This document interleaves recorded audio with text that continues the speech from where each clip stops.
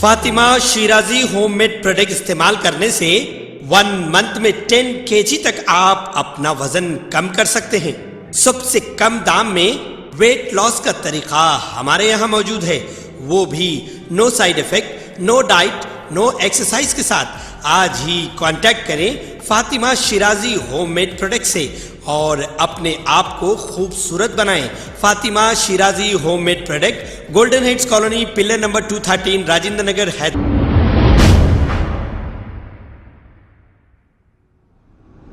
अस्सलाम वालेकुम नाजरीन, मैं हूं मोहम्मद अब्दुल हकीम। आइए देखते हैं ये खबरनामा। नाजरीन, AIMIM प्रेसिडेंट जनाब असदुद्दीन अवैसी साहब पर गाजियाबाद में हुए हमले पर ख्वाजा बिलाल ने इसकी सख्त मजम्मत करते हुए देखे गए हैं।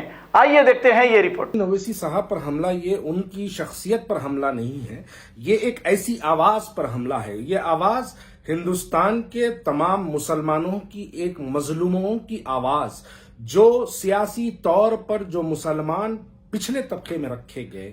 उत्तर प्रदेश के अंदर 50 साल से, हिंदुस्तान की आजादी से लेकर आज तक भी मुसलमानों की सियासी हिस्सेदारी ना रहने और सियासी हिस्सेदारी को दिलवाने के लिए बैरिस्टर असदुद्दीन ओवैसी साहब जब उत्तर प्रदेश के अंदर अपना आगाज करते हैं, अपना काम करते हैं, तो उस पर आज उनकी उस आवाज पर एक हमला किया गया है।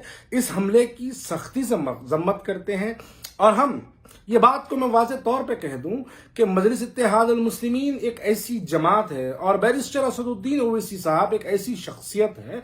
ये शख्सियत चार मीनार के हमले के बाद भी ये खामोश बैठने वाली शख्सियत नहीं थी। बंगाल के अंदर जब एक फिरकावाराना फसादात के अंदर जब वो गए थे, उस पर भी उनके ऊपर एक हमला किया गया था, उस पर भी खामोश बैठने वाली शख्सियत नहीं थी।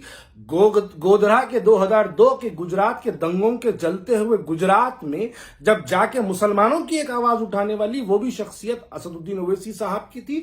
ये एक बुज़दिलाना हमला, एक ऐसा हमला, ये करने वाले लोग नथुराम गोडसे की आइडियोलॉजी रखने वाले लोग, जो लोगों ने महात्मा गांधी बापू पर जो लोगों ने हमला किया, उसी आइडियोलॉजी को मानते हुए उन्हीं लोगों ने आज असदुद्दीन ओवैसी साहब पर भी, उनकी गाड़ी पर भी उसी किस्म से हमला किया गया है। हम सख्ती से इस बात की मजम्मत करते हैं, लेकिन हमको ये सोचने की जरूरत है कि कौन है वो लोग जो बैरिस्टर असदुद्दीन ओवैसी साहब की आवाज को रोकना चाहते हैं। ये कौन सी आवाज है? ये वो आवाज जो हिंदुस्तान के मुसलमानों के लिए उठने वाली आवाज। ये एक ऐसी आवाज है जो उत्तर प्रदेश के मुसलमानों को सियासी तौर पर शऊर दिलाने के लिए जो पिछले 60 दिन 3 महीने से जो वहां पर मेहनत कर रही है, उस आवाज को डराने के लिए, उस आवाज को रोकने के लिए, उस आवाज को और कमजोर करने के लिए इस किस्म से हमले किए जाते हैं। लेकिन बैरिस्टर असदुद्दीन ओवैसी साहब की जो शख्सियत है, वो शख्सियत एक ऐसी शख्सियत है कि वो ऐसे हमलों से ना ही डरने वाली शख्सियत है, ना ही रुकने वाली शख्सियत है। मैं याद दिला दूं, जलते हुए गुजरात को 2002 के गोधरा के कांड के बाद 2002 गुजरात के जलते हुए गुजरात में बैरिस्टर असदुद्दीन ओवैसी ने जलते हुए घरों को गए थे, तो तभी भी उनको इसी किस्म से धमकियां दी जाती थी। जब वो बंगाल गए थे, बंगाल में भी इसी किस्म से उनको जो है धमकियां दी जाती थी। 4 से 5 मरतबा उनके दिल्ली वाले मकान पर भी इसी किस्म से जय श्री राम के नारे लगाते हुए उनके घर पर हमला किया गया था।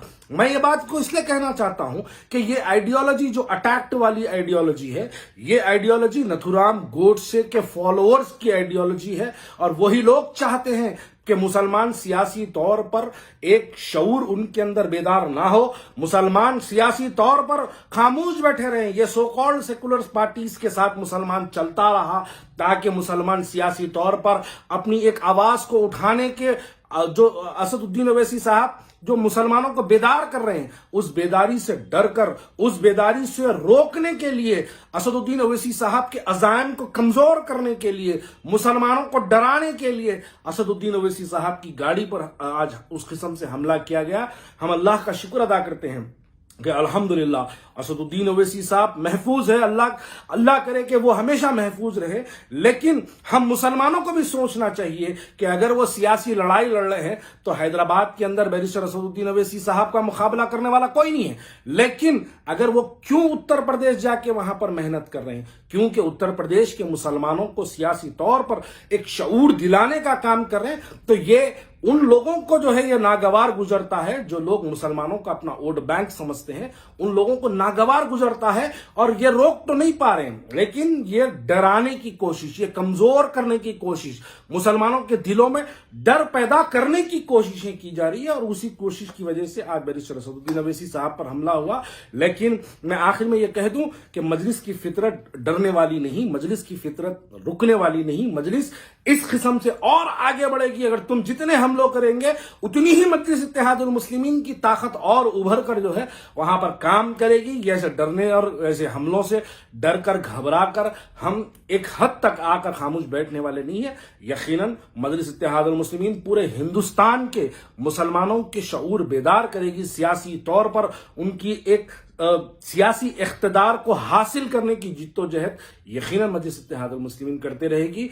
मैं इस वीडियो के जरिए अल्लाह से दुआ करता हूं कि अल्लाह ताला बैरिस्टर असदुद्दीन अवैसी की जो है जान और माल की हिफाजत फरमाए, ताकि वो हम बेजुबान मुसलमानों की एक आवाज बनती रहे, ताकि वो हम मुसलमानों पे होने वाले जुल्म के खिलाफ में वो आवाज उठती रही, ताकि वो मुसलमानों को सियासी तौर पर इख्तिदार दिलाने के लिए मुसलमानों को असदुद्दीन अवैसी साहब की शख्सियत को अल्लाह सलामत रखे।